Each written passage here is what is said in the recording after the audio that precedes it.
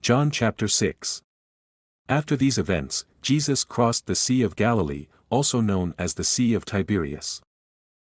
A large crowd followed him because they had seen the miracles he performed on those who were sick. Jesus went up a mountain and sat there with his disciples. The Jewish festival of Passover was approaching.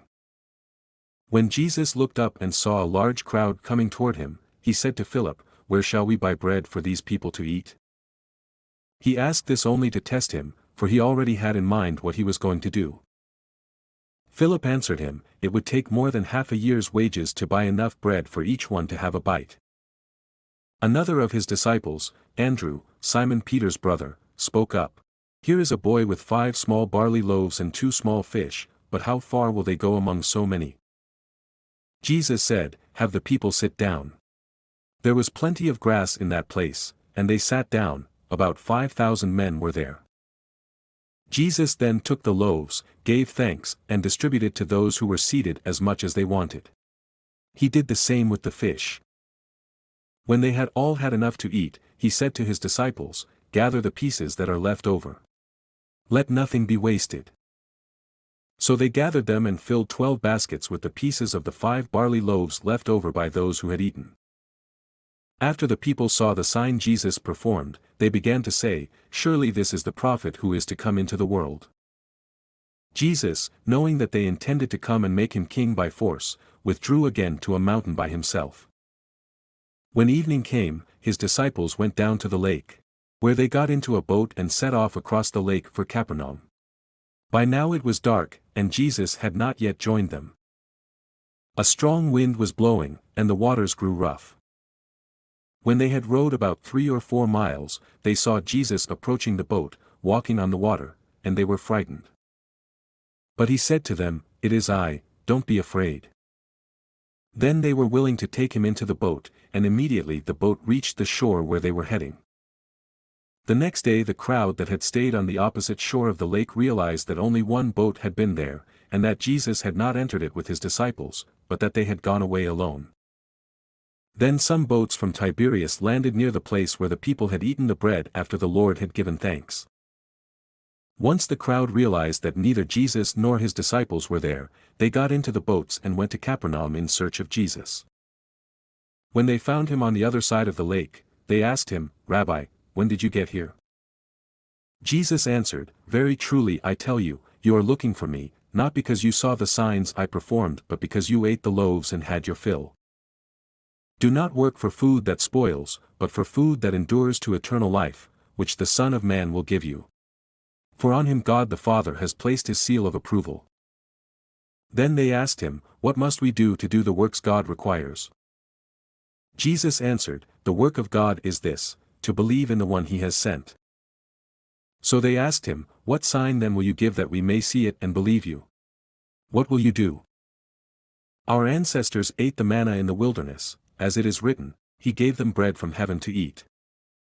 Jesus said to them, "Very truly I tell you, it is not Moses who has given you the bread from heaven, but it is my Father who gives you the true bread from heaven.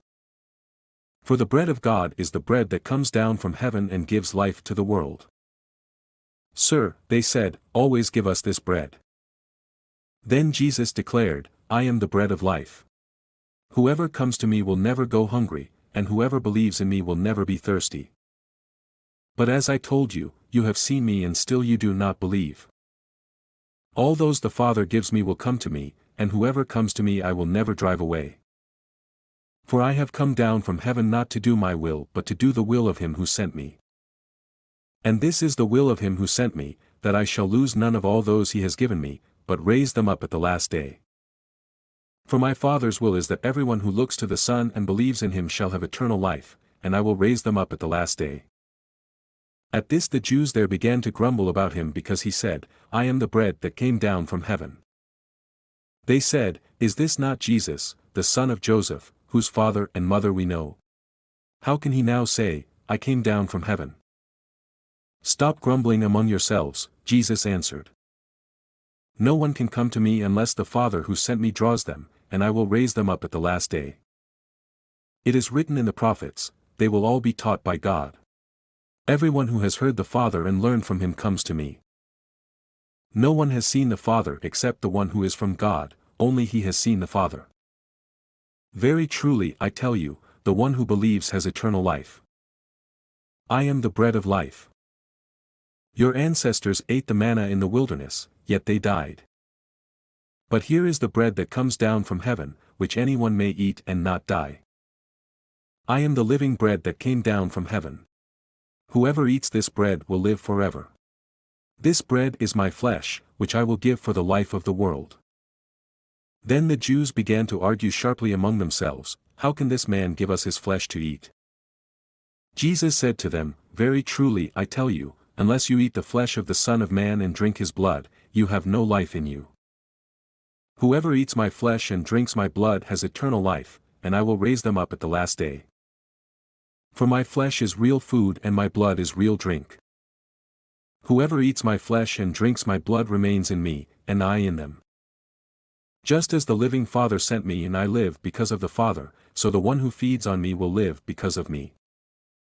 This is the bread that came down from heaven. Your ancestors ate manna and died, but whoever feeds on this bread will live forever. He said this while teaching in the synagogue in Capernaum. On hearing it, many of his disciples said, this is a hard teaching. Who can accept it? Aware that his disciples were grumbling about this, Jesus said to them, does this offend you? Then what if you see the Son of Man ascend to where he was before? The Spirit gives life, the flesh counts for nothing. The words I have spoken to you, they are full of the Spirit and life. Yet there are some of you who do not believe. For Jesus had known from the beginning which of them did not believe and who would betray him. He went on to say, this is why I told you that no one can come to me unless the Father has enabled them. From this time many of his disciples turned back and no longer followed him. You do not want to leave too, do you? Jesus asked the 12. Simon Peter answered him, Lord, to whom shall we go? You have the words of eternal life. We have come to believe and to know that you are the Holy One of God. Then Jesus replied, have I not chosen you, the 12? Yet one of you is a devil. He meant Judas, the son of Simon Iscariot, who, though one of the 12, was later to betray him.